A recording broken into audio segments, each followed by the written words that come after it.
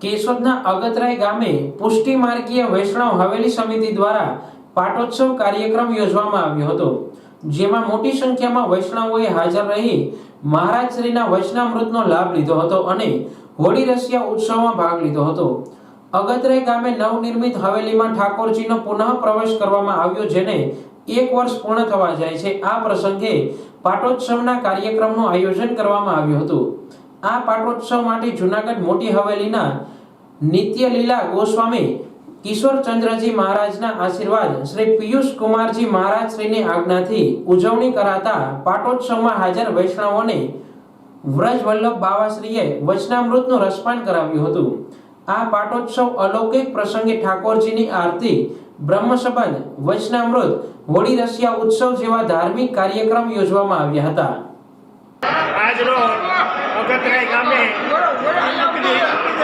વૈષ્ણવ હવેલી અગતરાય તરફથી પાટોત્સવનો કાર્યક્રમ રાખેલો. આપણે અગતરાય હવેલીમાં ઠાકોરજીને પુનઃસ્થાપના કરી અને 1 વર્ષ પૂર્ણ થયું. એની તિથિ નિમિત્તે આજરોજ હવેલીમાં આપણે પાટોત્સવનો કાર્યક્રમ રાખવામાં આવેલો. સવારમાં ઠાકોરજીની 8 વાગ્યાથી શોભાયાત્રા કાઢવામાં આવી. 11 વાગ્યા સુધી શોભાયાત્રા કાઢી હવેલીએ દર્શન કરીને નંદભૈયાનો કાર્યક્રમ રાખ્યો. ત્યાર પછી બધાએ અગતરાયમાં દરેક હરિભક્તો અને વૈષ્ણવોને બપોરે પ્રસાદ લેવાનો કાર્યક્રમ હતો. 11 વાગે બહેનો અને 12 વાગે ભાઈઓએ પ્રસાદ લીધો. બપોર પછી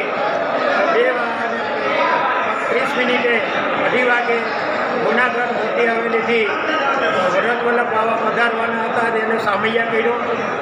બાળકોને એને બ્રહ્મસંબંધનો કાર્યક્રમ હતો હવેલીએ, અને ત્યાં ઠાકોરજીને તિલક અને આરતી કર્યા. ત્યાર પછી છત્રાડા સમાજ અગતરાય ભવ્ય કાર્યક્રમનું આયોજન કરવામાં આવેલું.